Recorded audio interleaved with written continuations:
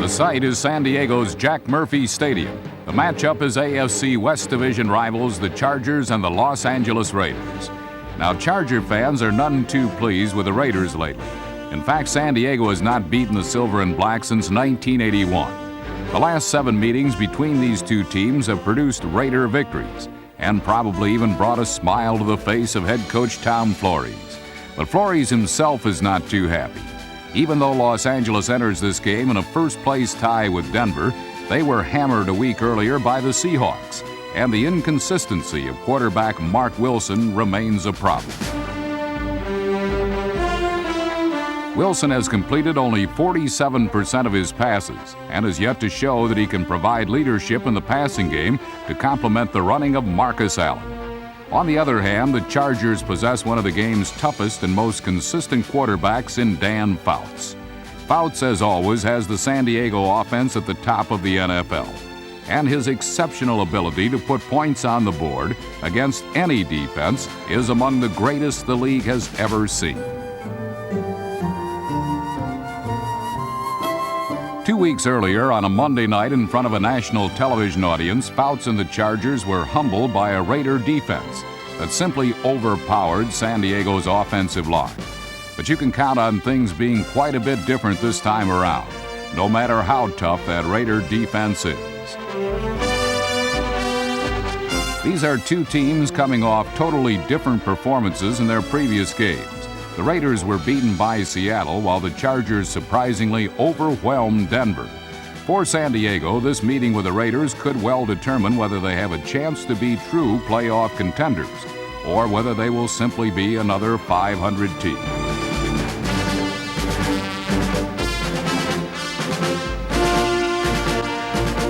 From Southern California, it's an important division matchup. The San Diego Chargers and the Los Angeles Raiders on the NFL Game of the Week.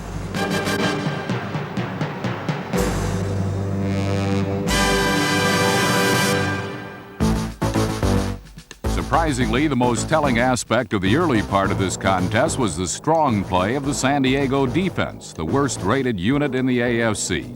But the men in blue had shut down the Broncos in their previous game in their finest defensive performance of the season, and they continued to play aggressively and well against the Raiders.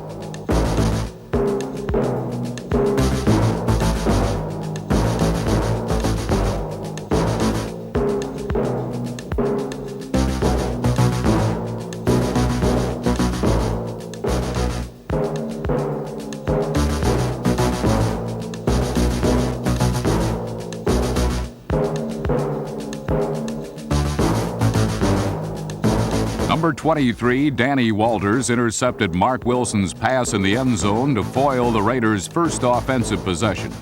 And then later in the first quarter, the Chargers were more than happy to pounce on a loose ball caused by a bad exchange between Wilson and Marcus Allen.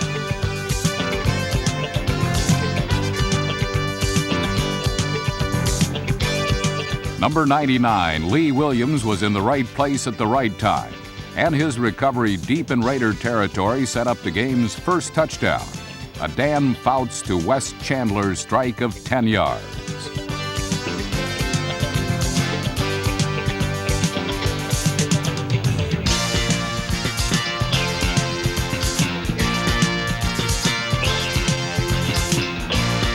Chandler's juggling tightrope walk at the back of the end zone was his 6th scoring reception of the season, and deserves another look. While Chandler's brilliant catch was the payoff, it was really Fouts' ability to remain poised under the pressure of the Raider rush that made the play possible.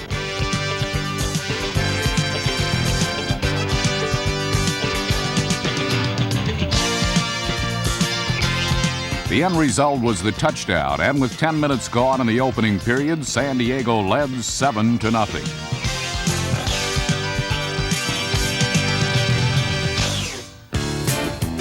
The Raiders wasted little time in coming back. A 6-play drive was highlighted by 2 big gains, one on the ground and one in the air. First, Marcus Allen slithered through the Charger defense for 32 yards. And then to complete the swift attack, Mark Wilson nailed rookie wide receiver Jesse Hester for a 35-yard touchdown.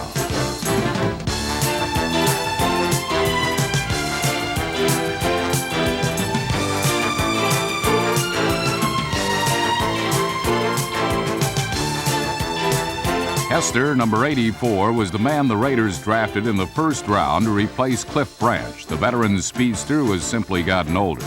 As a rookie, Hester has not yet shown the consistency that his predecessor Branch possessed. But there's no question he has the speed to be the Raiders' next big play receiver.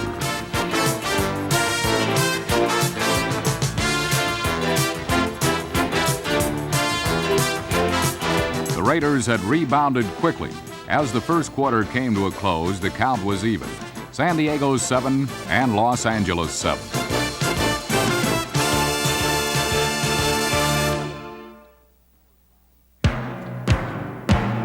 In the second quarter, with a score tied, the Charger defense again took control.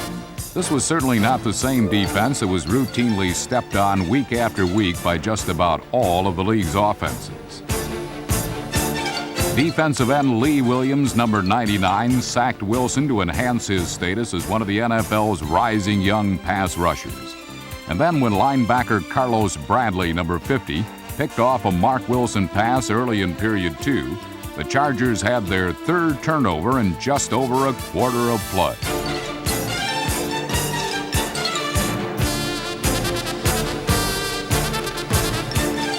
Bradley's interception led to a field goal of 34 yards by Bob Thomas as San Diego again pulled ahead, this time 10-7. What determines whether the Chargers win or lose is not the play of their outstanding offense, year in and year out the top-rated in the league, but the performance of their defense, annually one of the league's worst. If their defense can become just average, then the few mistakes that Dan Fouts and the offense make will not be as monumental. The San Diego offense made one of its few mistakes late in the first half when Raider linebacker Brad Van Pelt, number 91, intercepted Fouts, giving Los Angeles excellent field position and the chance to score the go-ahead touchdown. The Raiders would do just that. A Wilson pass to tight end Todd Christensen, number 46, brought the ball inside the Charger 10. And a few plays later, Frank Hawkins barreled in from a yard out for the score.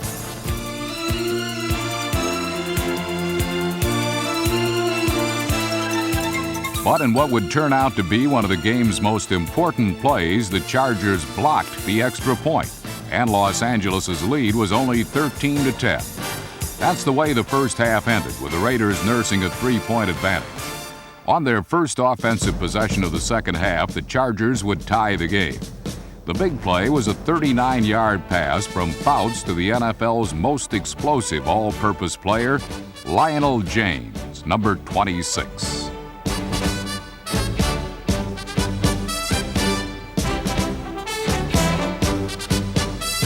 James' leaping catch was the play that put San Diego in field goal range. And when the Chargers were stopped short of the goal line, Bob Thomas drilled his second three-pointer of the game, and it was all even at 13.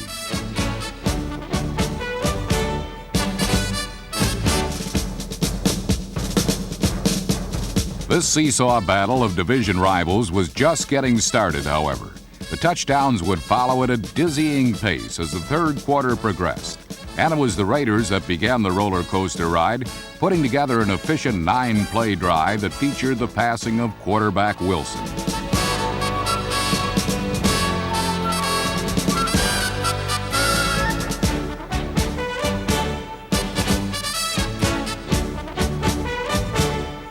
This sideline strike to rookie Tim Moffitt, number 83, set up the go-ahead score.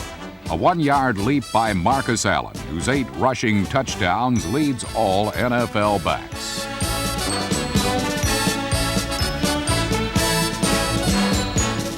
The Raiders were now in front 20-13, but this matchup was nothing like the first time these two teams played on Monday night a few weeks ago, when the Raiders manhandled San Diego. Midway through the third quarter, the Raiders had the lead, but the Chargers were not about to lie down and play dead. What followed would be as exciting and as thrilling as any NFL game could ever be. And when it was all over, the Chargers would have the last laugh.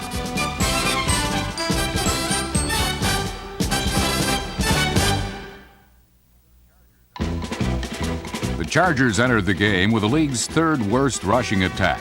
But against the Raiders' number 2 ranked defense, San Diego clearly had the better of the matchup, as scatbacks Buford McGee, Lionel James, and Gary Anderson virtually ran at will.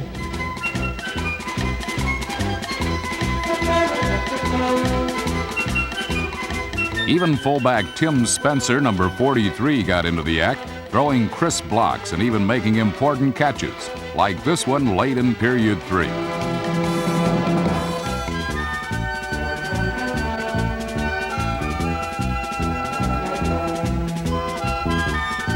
Then San Diego appeared to tie the game when Fouts hit the recently reactivated Kellen Winslow, number 80, for an apparent touchdown.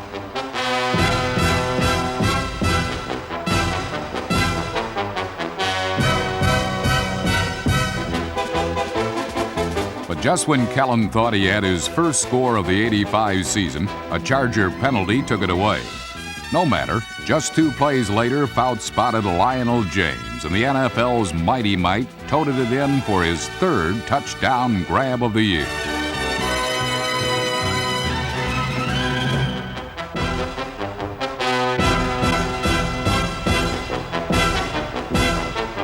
On a team blessed with astounding pass catchers, Lionel is the club's leading receiver. That would run true to form in this game as well, as James would end up with 11 catches against the Raiders, and a good deal more as events would bear out.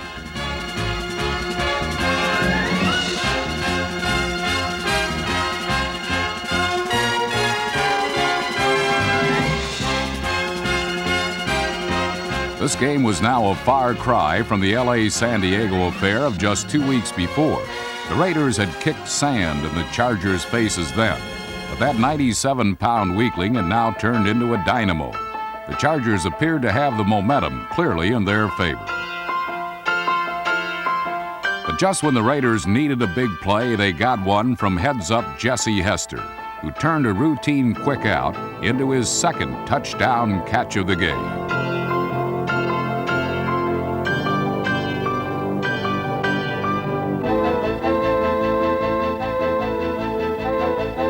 The 54-yard score returned the lead to the Raider camp. And then the 3rd period ended with the Silver and Black sending a very harsh message to Dan Fouts that retaking that lead would not come easily.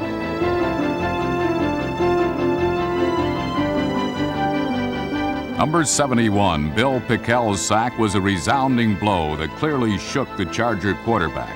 But Fouts is a man made of stern stuff. Dan is a mortal lot for the Pro Football Hall of Fame someday, as much for his leadership and toughness as well as his eye-popping statistics. Fouts would shake off the blow and return to fight another day, meeting the very next drive, while the Chargers defense returned the favor to LA. San Diego held the Raiders to just a field goal attempt, and when Chris Barr's kick sailed wide, the Chargers got the ball back for yet another march towards a game-tying score.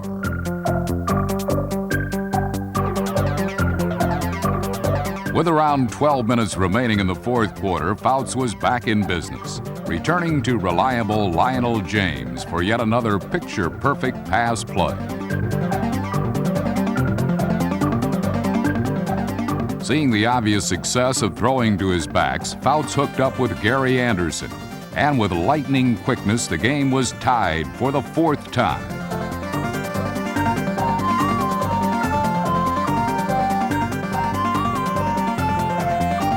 Seven minutes now remained in this game of sizzling showstoppers, but incredibly, the real drama, more catches, comebacks, and cliffhanging plays, was still to come.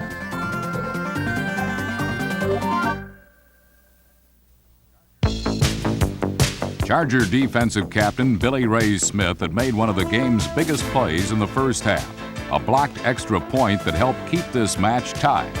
But now Smith hoped to rally his unit for some more big plays. Unfortunately for San Diego, they would not be forthcoming, as the Raiders put together a masterful drive of steady if unspectacular gains that gobbled up yardage and the clock.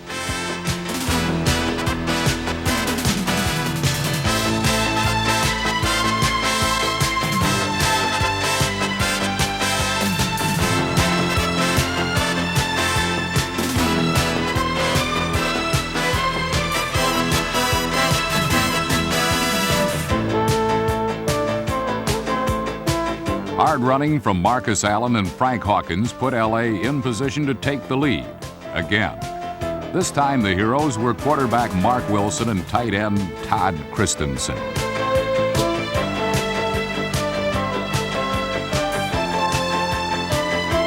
Christensen, the AFC's leading receiver, had his 4th touchdown reception of the season, capping a drive that had used up over 5 minutes.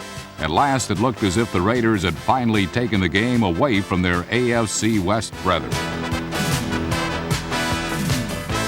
But a minute and 43 seconds still remained, plenty of time for Fouts and company to unseat LA from its lead.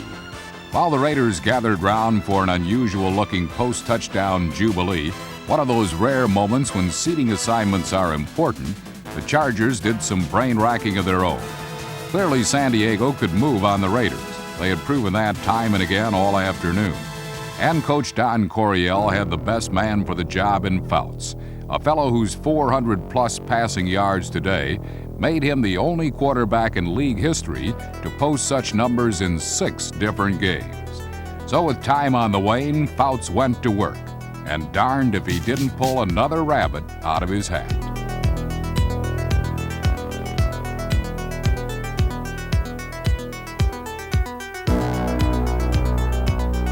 Gary Anderson juked his way for 38 yards, and then Lionel James swept left end for 14 more as the Chargers had the Raiders scratching their heads in amazement.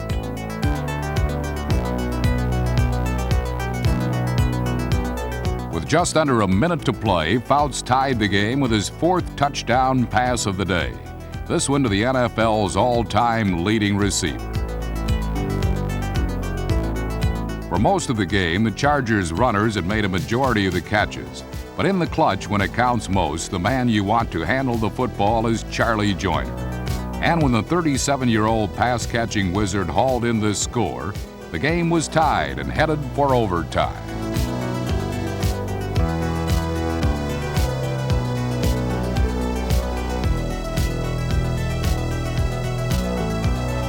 Then Joyner continued to live right as he represented the locals for the coin toss. San Diego won the flip and elected to take the ball.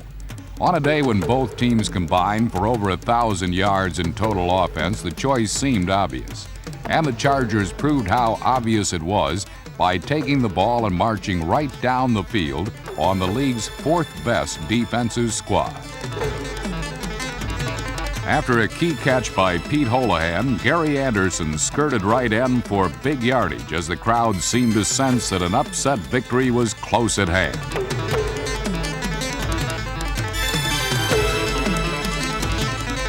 Fouts then went to the redoubtable Lionel James, whose nifty scamper was but a prelude to the most exciting single play of the Chargers' 1985 season.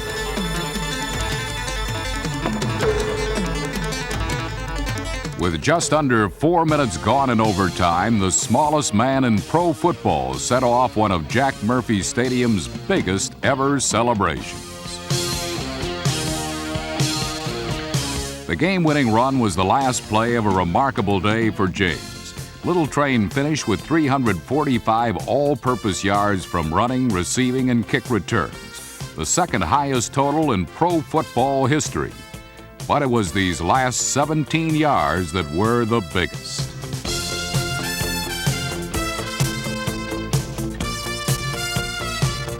The 40-34 Charger triumph snapped a 7-game losing streak against the Raiders, and it also thrust the once floundering San Diegans back into the thick of the AFC West race.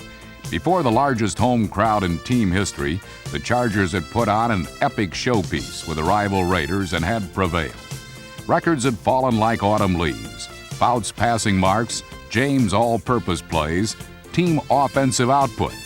But as the California sun set on the scene, the most important fact of all was that San Diego had come back time and again to beat a formidable foe, earning self-respect and a chance to do it again in games that would now have real significance on the outcome of the Chargers' topsy-turvy season.